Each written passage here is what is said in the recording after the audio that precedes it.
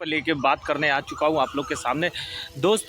Bihar BPSC भर्तियों के बारे में जो कि अभी ओएमआर सीट दोबारा जांच होने की बात की गई है, वो केवल एक विषय के लिए। आखिर उसका महत्व क्या है और उसका पूरे भर्ती पर क्या प्रभाव पड़ सकता है, इसके बारे में हम पूरी आपको जानकारी आज देंगे दोस्तों। इसके अलावा गंगा में जो टीचर पकड़े गए उससे संबंधित भी इस पर हम आपको सूचना देंगे। इसके साथ साथ आपको बताते चले कि जो एक विषय का ही ओएमआर सीट जाँच करने की बात कही गई है, उसकी कापियाँ जांच करने की बात कही गई है, उससे बहुत बड़ा भेद खुलेगा। और इसके पश्चात सभी जो भर्तियां हुई हैं वो चाहे बीपीएससी 1.0 हो 2.0 हो, उसी के माध्यम से बीपीएससी 1 और 2 का जांच होगा। क्योंकि देखिए कोर्ट के भी पास बहुत सारी बातें होती हैं और वो कभी इतना बड़ा रिस्क नहीं ले सकता है कि पूरी भर्ती प्रक्रिया की जाँच कराए। पहले एक विषय का ही जांच होगा और जांच के बाद दोषियों को पकड़ा जाएगा, नौकरी से बाहर किया जाएगा और पूर्व में जो दोषी पकड़े गए हैं उनके स्थान पे भी नए युवाओं को लिया जाएगा जो कि पेपर में सम्मिलित थे, चाहे वो 1 हो 2 हो। जो पेपर की जांच होगी धीमे धीमे बाहर होते जाएंगे। जो पूर्व से बाहर है उनके स्थान पे जो नए शिक्षक है कम नंबर वाले, उनका भी एक अच्छा मौका मिलेगा भर्ती होने का। तो इसके लिए आप लोग को हमेशा एकजुट होना पड़ेगा, चैनल पे बने रहना पड़ेगा कि ताकि जो भी इससे संबंधित लेटेस्ट जानकारी आए आपको देता रहूं। इसके अलावा दरभंगा में टीचरों को पकड़े जाना और जांच प्रारंभ दोबारा होना, ये अपने आप में भी एक बड़ा सवाल खड़ा करता है कि जब एक ज़िले में ज़्यादातर फर्जी टीचर पकड़े गए तो पूरे ज़िले का दोबारा से अगर जांच हो तो न जाने हजारों शिक्षक फिर से पकड़े जाएंगे। ये ईओयू आर्थिक अपराध इकाई और शिक्षा विभाग की कार्रवाई है, जिसके दौरान ये पाया गया कि जो अपराधी गतिविधि के लोग हैं जिन्होंने शिक्षा माफिया के रूप में काम करते हुए अवैध शिक्षकों को जगह दिया, वो सभी दोषी हैं, चाहे वो शिक्षा विभाग के अधिकारी हों या बीपीएससी में छिपे हुए अधिकारी हों, उनके ऊपर कार्रवाई होगी। मैंने कहा के पाठक साहब के पास सारे सबूत मौजूद हैं।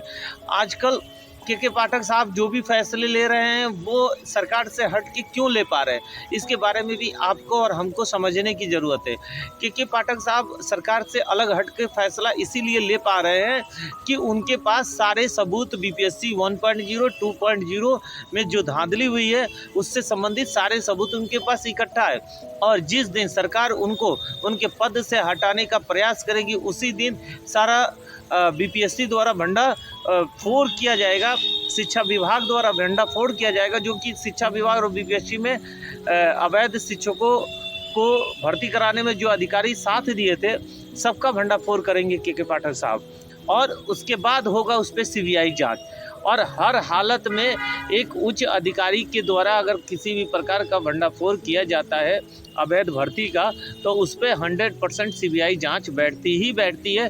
क्योंकि उस समय जिस समय ये धांधली हुई, जिस समय अधिकारी एक माफियाओं से मिलके इसको धांधली को कराने में अहम भूमिका अदा किए, उस समय शिक्षा विभाग का कोई उच्च अधिकारी थे तो के पाठक साहब थे। और जब अधिकारी स्वयं अगर इस बात को स्पष्ट रूप से रखता है कि इस भर्ती प्रक्रिया में धांधली हुई है तो उस पर जांच तो 100% तय हो जाता है कि इस पर जांच होगी और जीत उसी व्यक्ति का होगा जो सत्य और सही पेपर दिया है। और बिहार राज्य में अब कोई सोच ले कि अवैध तरीके से भर्ती हो के हम बच जाएंगे, तो अब पूरे शिक्षक जाग चुके हैं। और आपको दिखाया गया है चुनाव में भी कि कितने शिक्षक ने एकता दिखाई, घर घर प्रचार किए और आज उसका परिणाम है कि मुख्यमंत्री को देखने को सामने मिलेगा।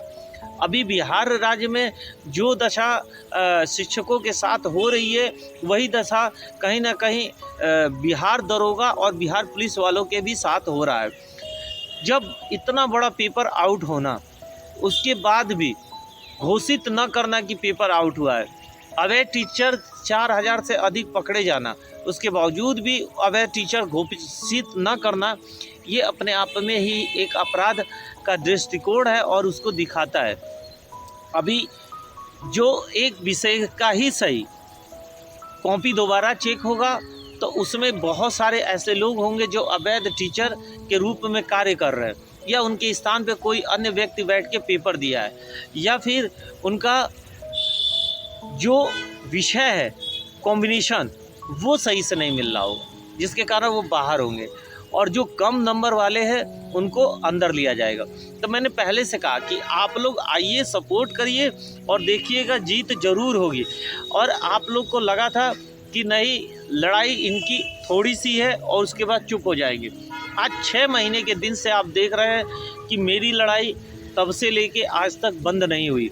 हाँ, बीच में ज़रूरी कार्यों की वजह से मैं थोड़ा व्यस्त था, क्योंकि नेशनल टूर्नामेंट चल रहे थे, उसमें प्लेयरों को ले आना, उसमें ज़्यादा मैं व्यस्त था, इसलिए इस पे विचार नहीं रख पा रहा था। और अभी तो कोर्ट में भाषा आर्ता पे भी केस चल रहा है, जिसको कि भाषा आर्ता जो शून्य किया गया उस पर भी कार्रवाई होना सुनिश्चित है, और जल्द ही उस पर कार्रवाई होते हुए आप लोगों को दिखेगा। बिहार राज्य में जो दशा शिक्षकों के साथ किया गया, अब उसका धीमे धीमे परिणाम उन सभी को भुगतने को मिलेगा जिन्होंने पैसे के आधार पे भर्ती हुए। अब उनका पैसा भी डूबेगा और नौकरी भी जाएगी। एक भाई ने हमको मैसेज किया है कि आप लोग के अंदर काबिलियत नहीं था, इसलिए आप लोग भर्ती नहीं हो पाए। तो मैं तुम्हें बता देना चाहता हूँ भाई, मैं मानता हूँ तुम्हारे अंदर बहुत अधिक काबिलियत रहा होगा और तुम भर्ती हो गए, तो याद रखना वो काबिलियत जब कोर्ट के द्वारा फैसला आएगा तो पूरा बाहर निकलेगा। तब रोना नहीं, तब जाके किसी कोर्ट में आवेदन न करना, सुप्रीम कोर्ट तक मत पहुंचना, तब मैं जान पाऊंगा कि एक की औलाद हो। तो वरना मैं जान जाऊंगा कि तुम डुप्लीकेट हो और वही हो जो हम लोग सोच रहे थे। जानते हो ना, एक नर होता है, एक मादा, और बीच में जो बचता है उससे भी गिरे हुए व्यक्ति हो। क्योंकि तुम नर भी हो के उससे भी गिरा काम करोगे तो वही हो जिसको बोला जाता है गे, समझे। और आपराधिक गतिविधियों को बढ़ावा देने वालों को इस बार कोर्ट नहीं छोड़ेगी।